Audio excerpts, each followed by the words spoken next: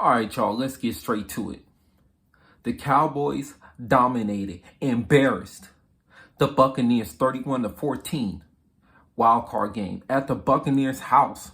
They sent Brady in the Buccaneers' home, pun intended, literally.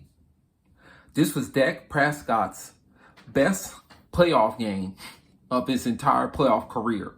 This is number one. I would say number two is his playoff debut versus the Green Bay Packers. Even though they lost that game by a field goal, Dak Prescott played really good in that game. I think after he threw that one interception, he played really, really good. But the defense couldn't stop Aaron Rodgers. And then they hit that field goal, and then that was it. Sent the Cowboys right back at home. So, yeah, man, I thought the Buccaneers was going to win this game because, well, number one, I was slightly biased because I don't like the Cowboys. But number two, because the Cowboys tend to always lose these type of games. And I thought that Tom Brady had one more of those spectacular performances in him this year. And then I thought they was going to lose in the divisional round to the Eagles or the 49ers. Well, they would have faced the 49ers. So, yeah, they would have got smacked again. But, yeah, nevertheless, Dak Prescott had 5 touchdowns overall, 4 passing, 1 rushing. Brett Meyer, he kept missing the extra point. So I know they was mad at him for that, but it is what it is. They were going to win regardless. Tony Pollard had 77 yards.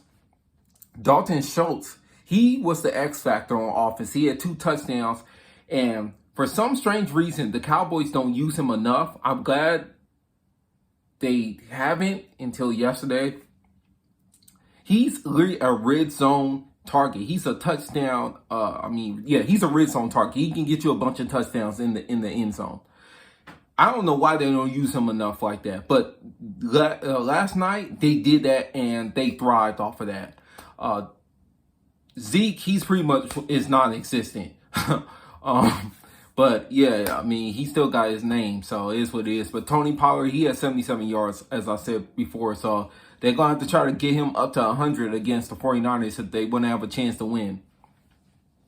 Now, on the Buccaneers side, Tom Brady passed the ball 66 times, 2 touchdowns, 1 interception. He could have had, he could have had one more with Mike Evans, but he slightly overthrew it. So Mike Evans was going to have to try really hard to complete, catching that pass. But yeah, they had no running game. I thought Leonard Fournette would turn out to playoff Lenny one more time. He was non-existent. So the last time Tom Brady lost in his fashion where it was embarrassing, he was at home. They lost to the Titans. I think he threw a pick 6. Next thing you know, he switched on over and chose a new team. So I believe he will do the same thing. To me, the number one team he should take is the Miami Dolphins. I'll do a separate video on that when when it's time to. I know the Raiders are an option, but Miami's a way better option and way more stable to me overall, given where Tom Brady is in his career. I'll get to that in another video. But let me get back to Dak Prescott. So this is my overall take on him. I'm gonna make it quick, short, concise. He's a good quarterback, but he is inconsistent. He's part of the inconsistency brotherhood. That involves quarterbacks who are talented, but they are not consistent enough to ever be elite. Now, he had a really elite game yesterday. I don't think he'll be able to do the same thing against the 49ers, but we'll see.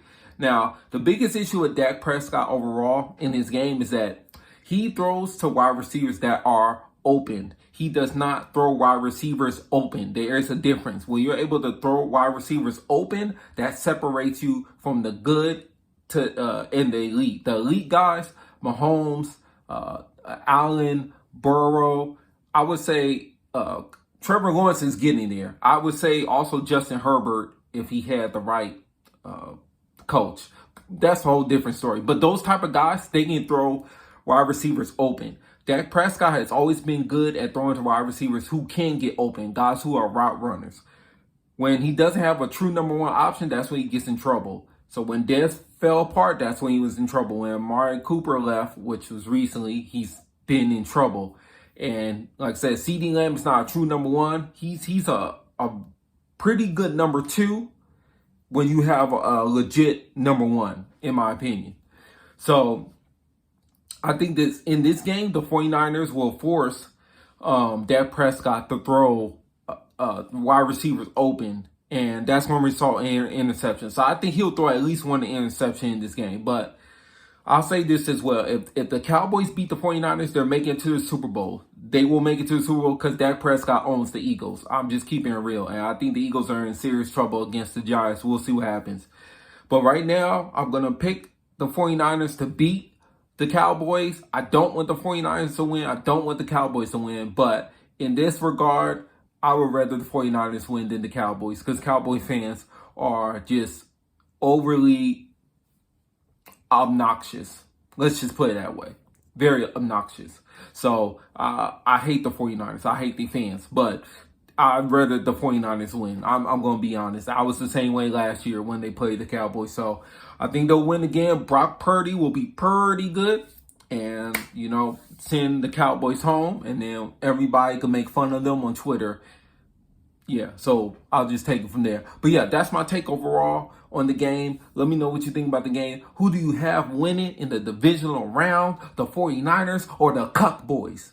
Oh, my bad. I mean the Cowboys. I don't know. Where did I get that from? Okay. Anyways, see you next video.